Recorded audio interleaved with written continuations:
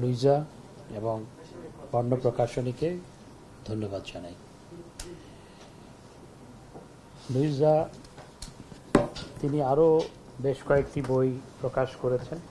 ইতিপূর্বে সম্ভবত আমিও দুই একটি বই মোড়ক উন্মোচন অনুষ্ঠানে ছিলাম।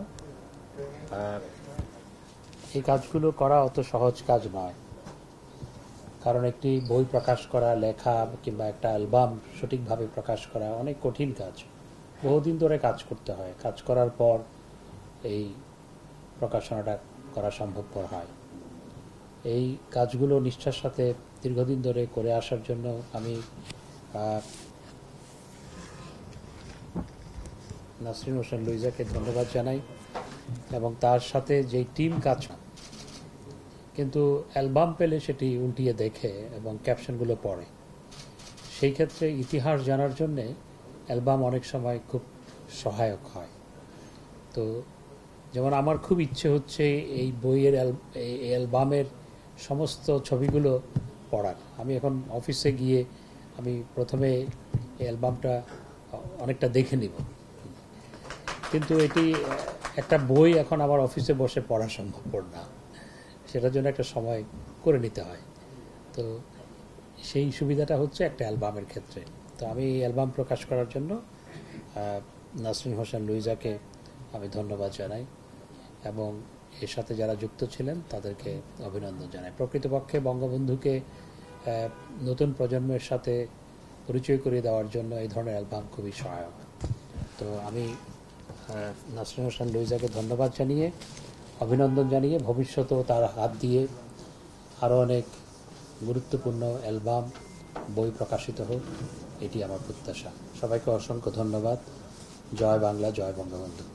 কোনো প্রশ্ন থাকলে করতে পারেন। মাননীয় মন্ত্রী সম্প্রতি তাই বোঝা যায় এই অভিযোগ তারা করেছে, এই ব্যাপারে আপনার এটা একটা কথা বিজেপি বলেছে যে দুর্নীতি দমনের চেয়ে দুর্নীতি তথ্য প্রকাশকে সরকার বেশি প্রথমত রোজিনার ঘটনাটি অনভিপ্রেত, সেটি আমি আগেও বলছি, আজকেও একই কথা বলবো। কিন্তু দুর্নীতির তথ্য সংগ্রহ করার একটা নিয়ম আছে। তো দুর্নীতির তথ্য সংগ্রহ আর তথ্য চুরি এক জিনিস নয়। আমরা সংগ্রহ আর চুরির মধ্যে প্রভেদটা ভুলে গিয়ে এটিকে গুলিয়ে ফেলেছি অনেকে। দুর্নীতির তথ্য সংগ্রহ করার জন্য যেমন যে কোনো মন্ত্রণালয়ে বা সরকারি অফিসে বা যে কোনো অফিসে তথ্য সংগ্রহ করার জন্য যে কেউ, একজন সাংবাদিক বা যে কেউ আবেদন করতে পারে, যে কোনো নাগরিকও করতে পারে।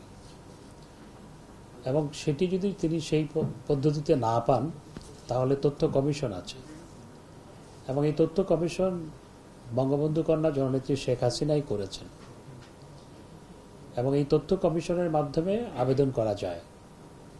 আবেদন করলে পরে তথ্য কমিশন সেই তথ্যটা সংগ্রহ করে সংশ্লিষ্ট কর্তৃপক্ষকে তথ্য দেওয়ার জন্য বলে এবং সেই ক্ষেত্রে সংশ্লিষ্ট কর্তৃপক্ষের যদি কোনো গাফিলতি হয়, সেই ক্ষেত্রে তথ্য কমিশন অনেক সময় জরিমানা সহ নানা ধরনের ব্যবস্থা, শাস্তিমূলক ব্যবস্থা গ্রহণ করে। তথ্য কমিশন গঠিত হওয়ার পর এ পর্যন্ত 1,20,000-এর মতো এই ধরনের আবেদনের নিষ্পত্তি হয়েছে। তো সুতরাং এর মাধ্যমে এটি করা সম্ভব। সুতরাং দুর্নীতির তথ্য বা যে কোনো তথ্যের অবাধ প্রবাহ নিশ্চিত করার জন্যই জননেত্রী শেখ হাসিনার সরকারই তথ্য কমিশন গঠন করেছে এবং সেভাবে মানুষ তথ্য পাচ্ছেও। কিন্তু আমি কোনো একটা অফিসে গিয়ে, আমি তথ্য সম্প্রচার মন্ত্রী, আমি এই পদে থাকাকালীনও কোনো একটা অফিসে গিয়ে যদি তাদের অগোচরে, তাদের বিনা অনুমতিতে তাদের কোনো গোপনীয় তথ্য আমি নিয়ে নিই, তাহলে নিশ্চয়ই আমি অপরাধী এবং সেই ক্ষেত্রে আমার বিরুদ্ধে সেই অফিসের কর্তৃপক্ষ যে কোনো আইনগত ব্যবস্থা গ্রহণ করতে পারে। আর সেই তথ্য যদি কোনো রাষ্ট্রীয় গোপন নথি হয়, তাহলে সেটা অপরাধটা আরো বড়।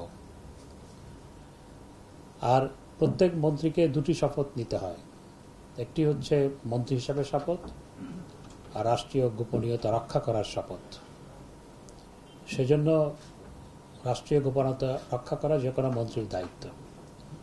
তো আমি টিআইবির এই বক্তব্যের সাথে একমত নই, এবং টিআইবি এই ক্ষেত্রে তথ্য সংগ্রহ এবং তথ্য চুরি দুইটি বিষয়কে গুলিয়ে ফেলেছে। আরেকটি বিষয় হচ্ছে টিআইবি অনেক গবেষণা করে। টিআইবির মতো সংগঠনের দরকার আছে, এই ধরনের সিভিল সোসাইটি সংগঠনগুলো থাকা দরকার আছে। তারা স্বচ্ছতা, জবাবদিহিতা নিশ্চিত করার জন্য কাজ করবে, এটি স্বাভাবিক, আমরাও চাই সেটি। কিন্তু টিআইবি আমরা দেখেছি অতীতে বিভিন্ন বিষয় নিয়ে গবেষণার কথা যেটি বলে, আসলে তারা কোনো কোনো ক্ষেত্রে হয়তো গবেষণা হয়, তবে বেশিরভাগ ক্ষেত্রে গবেষণা না করে একটি রিপোর্ট তৈরি করে, সেটিকে গবেষণা বলে চালিয়ে দেয়, যেটা সমীচীন নয়। এরকম বহু ঘটনা ঘটেছে। আমি একটি ঘটনার উদাহরণ দিই। আমি যখন বন ও পরিবেশ মন্ত্রণালয়ের দায়িত্বে এলাম 2010 সালে শুরুতে, টিআইবির ইন্টারন্যাশনাল ডিরেক্টর বাংলাদেশে আসলেন।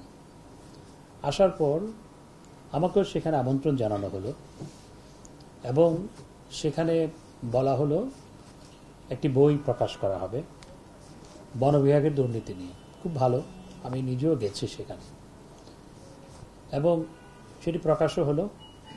সেখানে অনেক বিদগ্ধজন উপস্থিত ছিলেন, এবং সেখানে বলা হলো যে সুন্দরবনে প্রতি বছর কয়েকশো কোটি টাকা দুর্নীতি হয়। কিন্তু বিষয়টিকে এমনভাবে উপস্থাপন করা হলো যে তখন মনে হয় এই দুর্নীতিটা হচ্ছে, কিন্তু যে তথ্যপত্র ওখানে আছে সেগুলো হচ্ছে 2005 থেকে 2007-এর। তো 2005 থেকে 2007-এর তথ্য নিয়ে 2010-এ যখন বলা হয় সুন্দরবনে এত শত কোটি টাকার দুর্নীতি হয়, হ্যাঁ, সেটি বলতে হবে স্পষ্টভাবে যে ওই সময়ের তথ্যপাত্র নিয়ে এটি তৈরি করা হয়েছে, সেই সময় এরকম আমরা পেয়েছি, কিন্তু সেটি সেই ক্ষেত্রে বলা হয়নি। এরকম আরো বহু ঘটনা আছে। তা আমি তারা যে সমস্ত বিষয় উপস্থাপন করেন সিভিল সোসাইটি অর্গানাইজেশন হিসাবে, তারা কাজ করেন, এই ধরনের সংগঠন থাকুক সেটি চাই। কিন্তু তারা যে যাদের কাছ থেকে ফান্ড পান আমরা দেখতে পেয়েছি, সেই সমস্ত দেশ সম্পর্কে বা যে সমস্ত দেশে তাদের তারা ফান্ড পান, তাদের দপ্তর, সদর দপ্তর, সেই সমস্ত দেশ সম্পর্কে কোনো কিছু আমরা কখনো বলতে দেখি নাই। শুধু বাংলাদেশ এবং দরিদ্র দেশগুলো নিয়েই তথ্যপাত্র নিয়ে প্রতিবেদন প্রকাশ করে। সুতরাং এই ক্ষেত্রেও তারা বিষয়টিকে গুলিয়ে ফেলেছে। ধন্যবাদ। টিআইবি টিকা নিয়েও কথা বলেছে, মানে টিকায় যে একটা দেশের প্রতি নির্ভরতা এবং আমাদের একটা সংকটচার, এই দুইটা বিষয়ে টিআইবি টিকা নিয়ে কথা বলেছে। বাংলাদেশ টিকা দেওয়া শুরু করার দেশগুলোর মধ্যে প্রথম সারিতে যে কয়টি দেশ ছিল তার মধ্যে বাংলাদেশ হচ্ছে একটি। টিআইবি যেটি বলেছে, একটি সূত্রের উপর নির্ভরতা নিয়ে তারা প্রশ্ন রেখেছে। বাংলাদেশ একটি সূত্রের উপর নির্ভর করে নাই। বাংলাদেশ সব সূত্রের সাথে যেখান থেকে টিকা পাওয়ার সম্ভাবনা ছিল সবার সাথে যোগাযোগ করেছে। কিন্তু আজ থেকে 6 মাস, 8 মাস, 9 মাস আগে যখন টিকা বাজারে এলো, তখন কিন্তু সব দেশ প্রথমে নিজেদের প্রয়োজনীয়তার কথাই মাথায় রেখেছে, সবাই এগিয়ে আসেনি অন্য দেশকে টিকা দেওয়ার জন্য। বাংলাদেশ অনেকের সাথে যোগাযোগ করলেও সিরাম ইনস্টিটিউট প্রথমে এগিয়ে এসছে, এবং বাংলাদেশ সিরাম ইনস্টিটিউটের সাথে চুক্তি করেছে, এবং সেই মোতাবেক টিকাও এসছে। কিন্তু ভারতের পরিস্থিতি অবনতি হওয়ার কারণে, ভারত সরকারের নানা বিধিনিষেধের কারণে তারা পরবর্তীতে চুক্তি অনুযায়ী টিকা সরবরাহ করতে পারেনি। কিন্তু বাংলাদেশ আরও অন্যান্য দেশের সাথেও প্রথম থেকে যোগাযোগ রেখেছে। সেই যোগাযোগ রাখার কারণেই এখন চীন থেকে টিকা আসছে, সেই যোগাযোগ রাখার কারণে অন্যান্য সূত্র থেকেও টিকা আসছে। হঠাৎ করে যোগাযোগ করলে এত তাড়াতাড়ি টিকা আসতো না। বাংলাদেশ কখনো একটি সূত্রের উপর নির্ভর করে না। ধন্যবাদ। আর কোনো প্রশ্ন?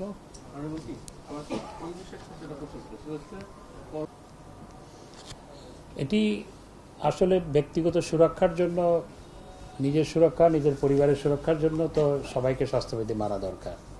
সরকার বারবার বলছে বলার পরও অনেকে মানছেন না, যেটি দুঃখজনক। আমি মনে করি যে আমরা সবাই যদি স্বাস্থ্যবিধি মানি, তাহলে নিজের সুরক্ষা যেমন হয়, পরিবারের সুরক্ষা হয়, সমাজের সুরক্ষা হয়। এটি সবাইকে মানার জন্যই অনুরোধ জানাবো। তবে মানুষ আগের তুলনায় অনেক বেশি সচেতন। প্রথম দিকে গ্রামেগঞ্জে কেউ মাস্ক পরতই না, এখন কিন্তু অনেকটা পরে। আর এটা সাংবাদিকদের প্রশ্নটা করেন, যে সাংবাদিক ভাইদের কাছে প্রশ্নটা করেন সচিবালয়ে কতটুকু আমরা কতটুকু মানি। আপনি নিজেও তো একজন সাংবাদিক। ধন্যবাদ।